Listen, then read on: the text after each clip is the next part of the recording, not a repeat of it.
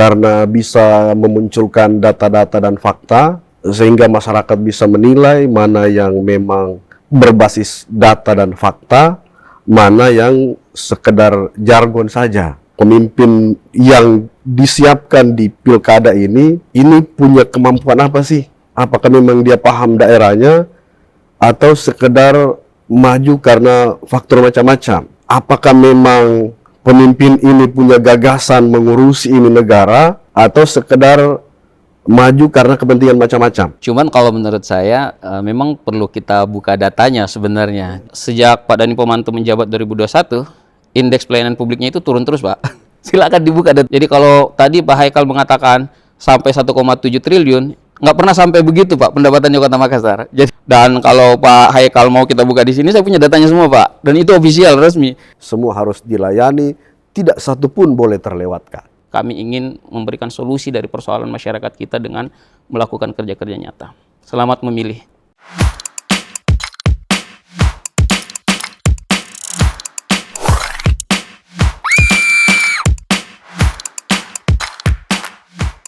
Salam Sobat Akademika Unhas, senang sekali saya Niputin Najwa dapat kembali menyapa Anda. Pintar Pilkada, jangan salah pilih.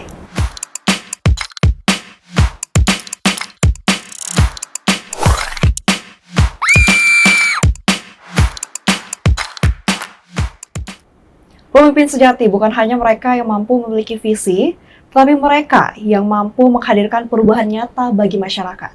Pilkada 2024 sudah di depan mata. Dalam suasana penuh harapan ini, setiap kata yang disampaikan paslon kita berharap bukan hanya sekedar janji, tetapi pijakan untuk membangun perubahan yang lebih baik. Di studio utama Unhas TV saat ini sudah hadir kedua juru bicara calon gubernur Sulawesi Selatan. Ada Haikal juru bicara dari Dhani Pomanto dan Azhar Asyad. Selamat pagi, Bung. Pagi. Bagaimana kabar hari ini? Alhamdulillah baik. Luar biasa. Dan tentunya sudah ada juga juru bicara, yakni Bung Irwan dari juru bicara Andi Sudirman Sulaiman dan Fatmawati Rosdi. Selamat pagi. Pagi, Mbak Najwa. Bagaimana kabar hari ini? Alhamdulillah, sehat. Sehat, luar biasa. Oke, tanpa berlama-lama lagi. Kemarin debat pertama sudah dilaksanakan. Satu highlight dari debat pertama kemarin. Kalau kita debat pertama ya luar biasa karena bisa memunculkan data-data dan fakta sehingga masyarakat bisa menilai mana yang memang berbasis data dan fakta, mana yang sekedar jargon saja, mana yang paham mekanisme tata kelola pemerintahan, misalnya kewenangan provinsi, kota dan pusat, mana yang sekedar ngomong saja, sebenarnya tidak paham situasi di bawah dan seterusnya. Sehingga rakyat bisa menilai pemimpin yang disiapkan di pilkada ini punya kemampuan apa sih? Apakah memang dia paham daerahnya atau sekedar maju karena faktor macam-macam? Apakah memang pemimpin ini punya gagasan mengurusi ini negara atau sekedar maju karena kepentingan macam-macam? Misalnya kemarin di debat kemarin itu bagaimana paslon Dhani Azhar itu menjelaskan bahwa Sulsel ini dibangun atas dasar perbedaan. Indonesia ini dibangun atas dasar perbedaan. Sehingga apapun di Sulsel ini, tradisinya, budayanya, dan seterusnya kita harus jaga dan kita harus menghargai dan menyatu dengan perbedaan tersebut. Kemudian yang kedua, misalnya pada saat menyampaikan data-data kemiskinan, itu kan ada yang kurang tepat datanya. Nah, kalau seorang pemimpin atau calon pemimpin yang datanya salah ini parah, Pak. Karena dasar kita melakukan perbaikan di dalam negara itu data-data. Nah, kalau itu sudah salah repot.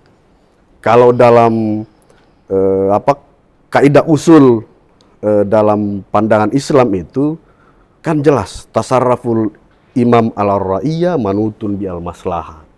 Kebijakan seorang pemimpin itu berbasis pada masalah yang dihadapi rakyat. Jadi kalau misalnya tidak paham masalah repot, Pak. Nah, itu situasi yang ada. Belum lagi misalnya kita yang diukur ini kan kinerja selama orang berkuasa. Kalau misalnya Pak Dhani terang-terangan mengatakan bahwa selama jadi wali kota Makassar itu menaikkan PAD dari 500 miliar misalnya sampai 1,7 triliun, itu fakta keuangan yang tidak bisa dibantah. Dan yang paling susah dibantah itu di logika pemerintahan, fakta-fakta keuangan, laporan-laporan keuangan. Dan pada saat yang sama, ada calon pemimpin yang sudah nyata-nyata Pak Irwan, ini secara APBD provinsi itu mengalami pertambahan utang. Kalau penetapan APBD terakhir sebelum periode kemarin DPR yang lama ini berakhir, itu informasi yang sampai ke kami 1 triliun lebih utang kita di Pemprov. Nah, ini fakta-fakta keuangan yang siapapun itu tidak bisa membantah, Pak. Dan yang paling jujur dalam memeriksa kinerja pemerintah itu lihat di laporan keuangannya. Karena kalau ini indikator yang paling real, apakah orang jujur atau tidak jujur dan sebagainya.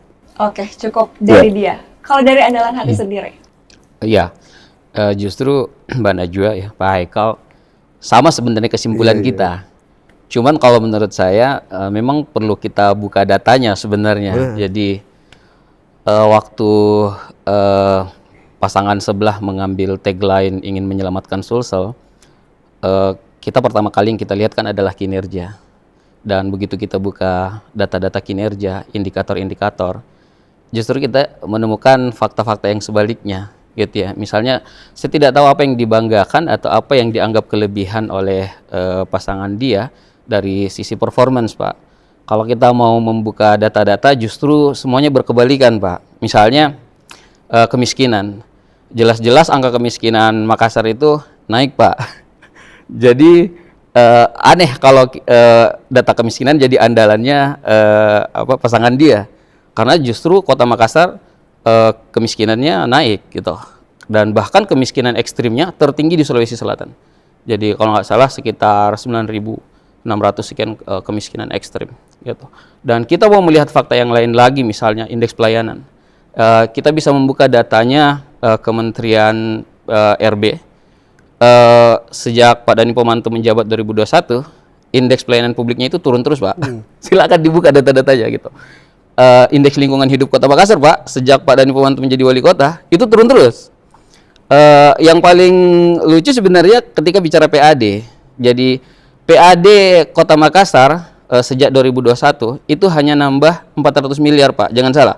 Jadi kalau tadi Pak Haikal mengatakan sampai 1,7 triliun, nggak pernah sampai begitu, Pak, pendapatannya Kota Makassar. Jadi kalau kita buka data, saya tahu, Pak, ya, karena saya di Pemprov mendampingi Pak Gubernur Andi Sudirman Sulaiman dulu. Setiap tahun kami mengevaluasi APBD, Pak. Dan Kota Makassar itu termasuk daerah yang paling rendah pencapaiannya. Serapan anggarannya tidak pernah melebihi 90%. Kemudian pencapaian PAD-nya, Pak, tidak pernah melebihi 75%. Jadi rendah sekali. Dan tidak pernah Kota Makassar mencapai PAD 1,7, Pak. Paling tinggi itu 1,5. Jadi penambahan PAD Kota Makassar dari 2021 sejak dilantik periode keduanya Pak Dhani sampai 2023 itu cuma naik 400 miliar. Kalau dibandingkan dengan Andi Sudirman Sulaiman jadi gubernur 2021 sampai 2023 itu menaikkan 700 miliar, Pak. Dan PAD-nya menyentuh angka 5 triliun, Pak. Jadi kalau kita mau bicara angka-angka jauh. Justru saya sekarang kalau pengen kita buka angka-angka resmi ya, karena enaknya angka-angka kinerja pemerintah itu terbuka. Ada di BPS, ada di kementerian-kementerian, Kementerian Kesehatan misalnya tentang data stunting, itu real semua, Pak, nyata semua. Makanya kalau kami seperti ini ibarat sebuah situasi, ini ada orang melihat orang lagi mandi di laut, tapi dipikirnya tenggelam, gitu kan? Akhirnya dia teriak kemana-mana, saya pengen menolong orang itu karena dia tenggelam. Begitu dia terjun, ternyata dia sendiri tidak tahu berenang.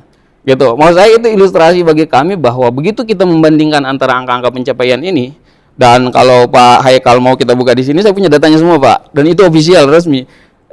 Sangat jauh sebenarnya antara apa yang dicapai oleh Andi Sudirman dalam 3 tahun, 2021 sampai 2023, dengan yang dicapai oleh Dhani Pomanto 2021-2023. Terlalu jauh, menurut saya. Kalau untuk membuka data, kebetulan di sini kita bukan debat ya. Iya. Betul. Nah, berbicara daripada kita saling menyerang masing satu sama lain, kita membahas masing-masing paslon sudah menyebarkan program-program. Dari banyaknya program, pasti ada salah satu mungkin program atau beberapa program yang dirasa publik masih salah atau kurang dipahami publik. Kalau dari dia sendiri. Kalau kita melihat hampir semua program itu menarik untuk publik. Jadi misalnya selama saya kan mendampingi cawagup keliling kampanye ini.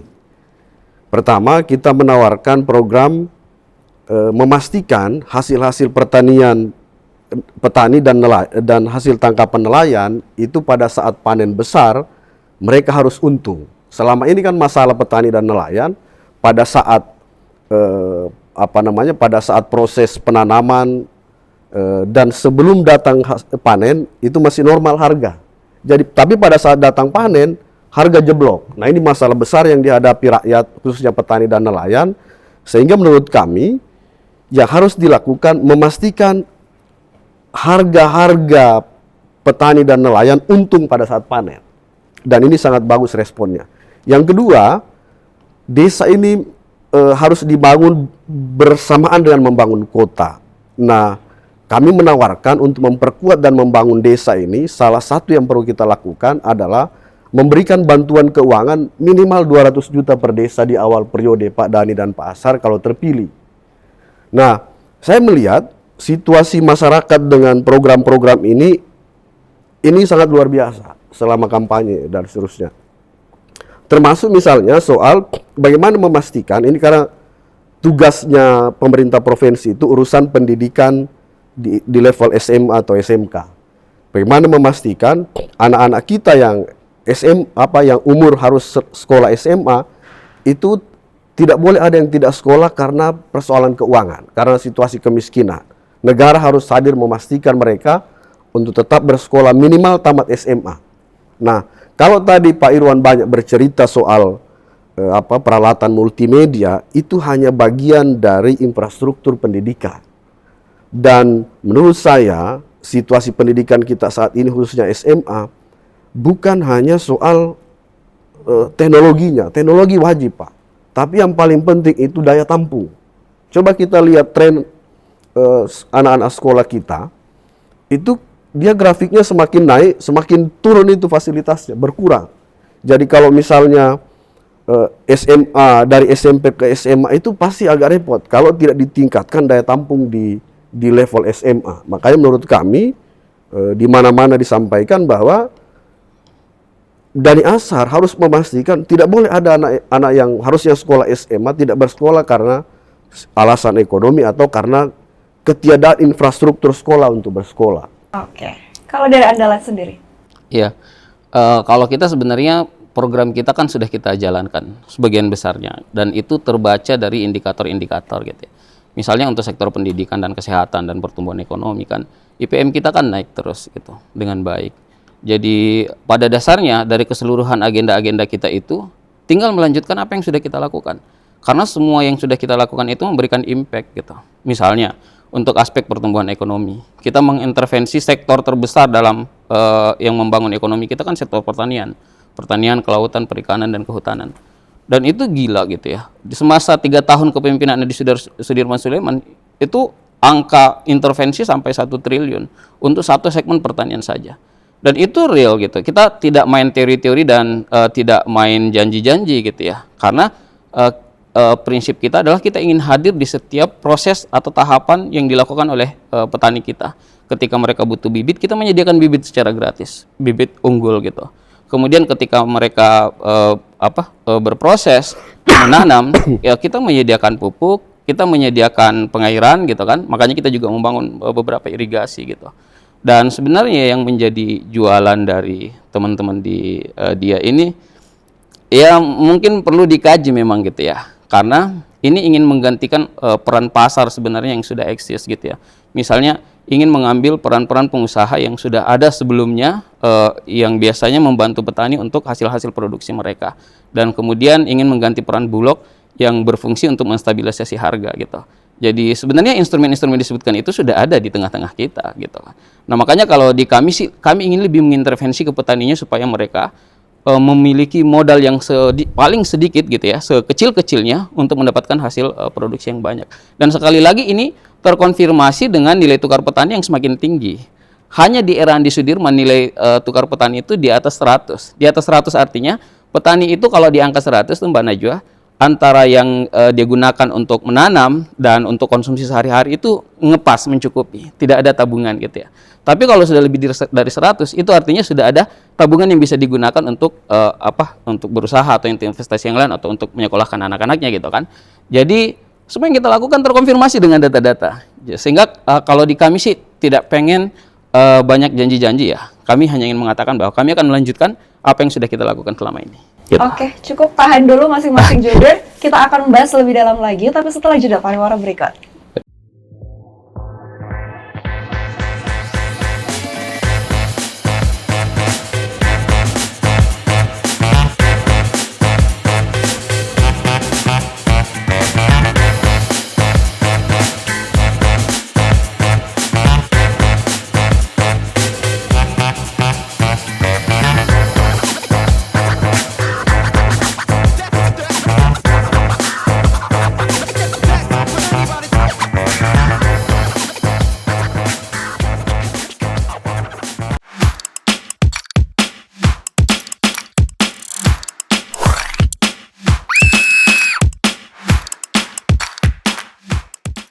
Salam Sobat Akademi Unhas, masih bersama kami di studio Unhas TV dalam Pintar Pilkada. Oke, Pak, Bung, kita lanjut lagi. Siap. Ya. Lanjut. Oke, salah satu isu yang sangat menarik dan sangat disoroti, yakni Gen Z, perempuan dan krisis lingkungan. Ya. Bagaimana pandangan dari masing-masing paslon? Bung Andala, silahkan. Ya. Kalau kita sebenarnya melihat fenomena Gen Z ini sebagai sebuah berkah di dalam bonus demografi kita, tentu saja di program-program kita memberikan perhatian yang sangat besar gitu ya, terutama pada aspek pendidikan mereka dan akses mereka di dalam berusaha gitu ya, karena kita tahu bahwa Gen Z ini bahkan di saat mereka masih sekolah mereka juga sudah berpikir ekonomis gitu ya, karena paparan informasi dan dunia memang yang mereka huni gitu ya, kita berada di dunia digital. Dan itu sangat kita fasilitasi. Misalnya kayak seperti ini. Untuk aspek pendidikan, kita mengetahui bahwa dunia mereka ini adalah dunia digital. Kita memfasilitasi mereka dengan Smart School. Smart School ini membuat mereka mendapatkan layanan pengajaran dari guru-guru berkualitas yang ada di Sulawesi Selatan dengan menggunakan teknologi internet yang bisa secara live menyaksikan langsung dan juga hybrid dengan guru-guru mereka di sekolah tentang pelajaran-pelajaran mereka. Termasuk kita tambahkan kalau selama ini anak-anak harus merogoh kocek untuk mendapatkan bimbingan tambahan dengan mendaftar di ruang guru misalnya, kita membuat model yang sama. Jadi kita menyediakan untuk mereka learning management system yang di dalamnya kita insert materi-materi pembelajaran secara praktis, secara instan untuk menghadapi ujian masuk perguruan tinggi. Dan itu impact-nya luar biasa. Kita menjadi 5 besar di dalam penerimaan alumni SMA masuk ke perguruan tinggi negeri gitu. Itu terlihat. Kemudian juga untuk akses usaha kecil menengah juga kita membuka ruang sebesar-besarnya gitu ya. Kita di Sulawesi Selatan memiliki sebuah platform marketplace namanya Baju Bodoh yang sekarang sudah ada 2.000-an kalau nggak salah UMKM yang terlibat di dalamnya, di mana mereka bisa menyediakan produk-produk mereka yang bisa digunakan oleh pemerintah provinsi. Jadi ruang-ruang yang menjadi dunia mereka ini kita buka selebar-lebarnya, termasuk untuk ruang berusaha. Kita ciptakan sistem digitalisasi yang memungkinkan mereka untuk mengakses kesempatan-kesempatan berusaha dan mengeksplorasi ide-ide kreativitas mereka, gitu kan, dan tentu saja berpengaruh kepada kesejahteraan mereka, gitu. Oke, Smart School. Kalau dari dia sendiri? Saya ke urusan lingkungan dulu. Situasi lingkungan kita di Sulsel ini kan kalau bicara fakta ya, misalnya di sekitar Latimojong terjadi banjir beberapa bulan lalu, itu fakta ya. Kemudian selain Latimojong misalnya ada yang cenderung rawan juga sekitar ya Sinjai ke sana Goa dan ke sana itu ada gunung Bawah Karaeng dan Lompo Bata. Nah itu kondisi lingkungan kita. Nah selain itu ada garis pantai kita yang panjang dan itu kecenderungannya terjadi abrasi di beberapa titik. Ini kondisi lingkungan kita. Nah, sehingga menurut kami ini harus kita bangun tata kelolanya supaya bencana itu tidak datang seperti kemarin. Kan kerusakan lingkungan ini di darat dan di laut terjadi karena tangan manusia. Jadi tangan manusia juga yang harus menjaga ini supaya tidak makin rusak. Misalnya di sekitaran Latimojong misalnya. Kalau itu digerus terus, digunakan untuk menanam tanaman seperti jagung atau tanaman yang tidak kuat untuk menahan air, dipastikan akan begitu terus, akan longsor, akan banjir dan seterusnya. Makanya kita harus membangun program memastikan itu supaya daerah-daerah yang memang rawan longsor dan banjir itu kita maksimalkan supaya ada kebijakan negara di situ. Misalnya boleh menanam pohon, tapi pohon yang batangnya besar yang tidak bisa bisa menahan banjir, kalau misalnya bisa menyerap air dan seterusnya. Jangan tanam jagung, karena kalau jagung ditanam di situ hancur, Pak. Atau misalnya sekitaran pantai kita yang butuh mangrove supaya tidak terjadi abrasi harus ditanami. Karena kalau tidak akan situasi bencana akan terus-menerus terjadi. Belum lagi di beberapa daerah kita ini kan banyak sumber daya alam yang harus dikelola. Di Luwu Raya misalnya, khususnya Luwu Timur itu dan di Luwu itu akan mengeksplorasi, itu setiap saat mengeksploitasi nikel dan emas. Nah ini kalau tidak dikelola dengan baik, maka tambang itu hanya dua pilihannya. Kalau dia tidak jadi bencana, dia akan jadi keuntungan bagi kita. Nah masalahnya selama ini, kecenderungannya ini tata kelola alam kita kurang bagus. Perlu kita bangun kesadaran ekologi, perlu kita praktekkan dalam tata kelola pemerintahan kita di provinsi supaya kita ini bisa hidup aman. Yang kedua, bicara soal gengsi dan perempuan. Ini kalau gengsi, memang kecenderungan mereka ini kan mendapatkan informasi dengan pendekatan dunia maya.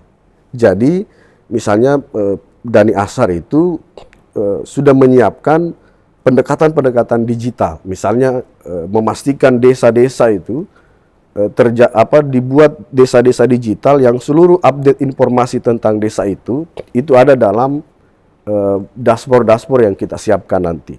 Dan menurut saya memang kelompok ini kan memang kecenderungannya mencari data itu tidak akan mau datang ke kantor-kantor, Pak. Dia akan searching data di dunia maya, dan itu kita harus siapkan.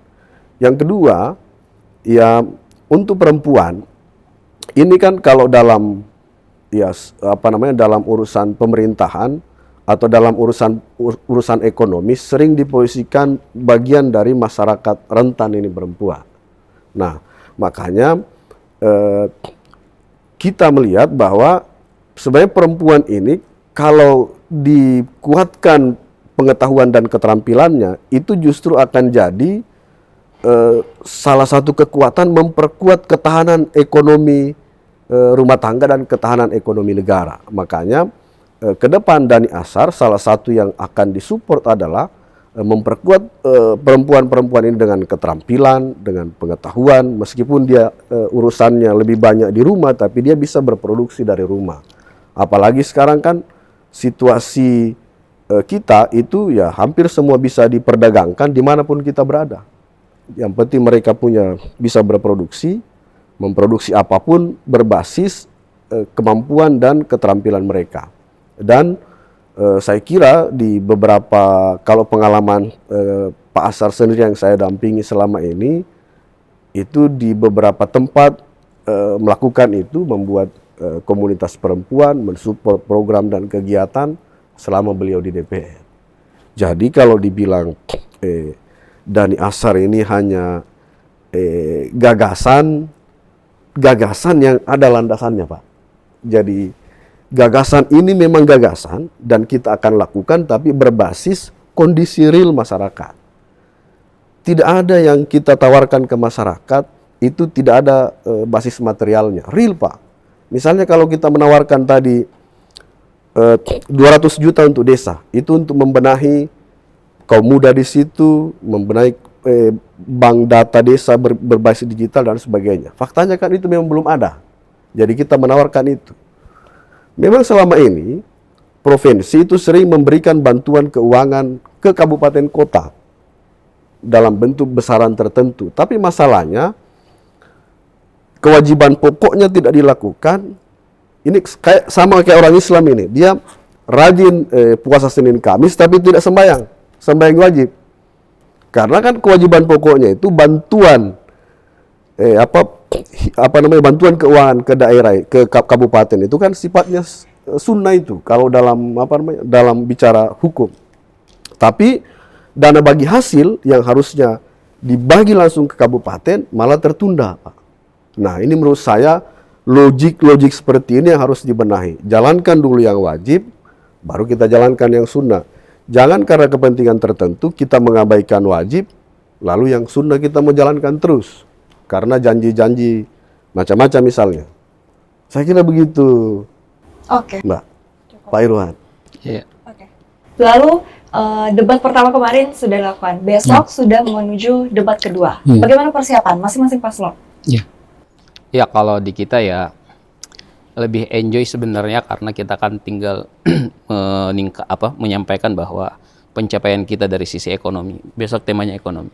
Dan itu sangat baik gitu pencapaian kita, dan kita juga membangun fondasi ekonomi yang cukup kuat ya. Salah satu fondasi ekonomi itu kan infrastruktur. Kita mungkin adalah gubernur yang paling banyak membangun infrastruktur sejak Provinsi Sulawesi Selatan ini ada gitu. Karena kita setiap tahun mengalokasikan ratusan miliar, bahkan dalam 3 tahun kepemimpinan di Sudirman itu 2 triliun lebih digunakan untuk infrastruktur. Kita juga mengintervensi sektor yang paling dominan di Sulawesi Selatan, yaitu sektor pertanian, dan juga nilainya sangat besar. Kita juga mengintervensi UMKM, kita memberikan bantuan, kita memberikan pelatihan, banyak sekali. Kita mengintervensi pertumbuhan SDM kita. Jadi kita memberikan subsidi BPJS kepada 1,8 juta masyarakat Sulsel supaya itu mengurangi biaya mereka gitu. Kita memberikan mereka akses pendidikan yang memudahkan mereka untuk belajar, memudahkan mereka untuk masuk ke perguruan tinggi berkualitas. Kita membuka akses pariwisata, memberikan bantuan keuangan gitu kan. Dan sebenarnya saya ingin sedikit poin tentang utang ini sebenarnya salah kaprah memang dan mispersepsi. Mungkin Pak Haikal tidak tahu bahwa setiap tahun pasti ada tersisa minimal 3 bulan dari kewajiban dana bagi hasil itu, karena SK kita mewajibkan kita untuk membayar setiap 3 bulan gitu. Dan tutup buku itu kan sebelum 31 Desember Pak, sehingga ketuk palu APBD kita itu pasti dilakukan sebelum 31 Desember, dan itu membuat memang anggaran harus tersisa di tahun berikutnya dan pasti dibayarkan di tahun berikutnya, dan seperti itu secara terus menerus. Jadi sebenarnya kalau bicara manajemen pengelolaan pemerintahan, kalau orang yang jujur melihat kinerja pemerintahan itu, kita akan melihat bahwa kinerja di Sudirman Sulaiman ini luar biasa gitu ya, dan itu terkonfirmasi dengan berbagai indeks. Mungkin Pak Haikal tidak tahu ya, realisasi atau serapan anggarannya pemerintah kota itu selalu rendah Pak, rendah banget. Ada mispersepsi di kelompok di pihak teman-teman dia mengenai manajemen keuangan daerah Pak. Keuangan daerah itu tidak dikelola seperti keuangan pribadi, yang semakin banyak kita saving semakin bagus. Sampai silpanya Kota Makassar 2 tahun berturut-turut itu 700 miliar Pak. Itu dalam perspektif pengelolaan keuangan daerah itu kegagalan. Kenapa? Karena anggaran pemerintah itu harus dibelanjakan untuk kepentingan masyarakat, sebesar-besarnya kemampuan masyarakat. Jadi kalau ada kepala daerah yang silpanya sampai 700 miliar, itu kegagalan mismanagement sebenarnya. Karena betapa banyak yang bisa dilakukan dengan anggaran itu tapi tidak dilakukan.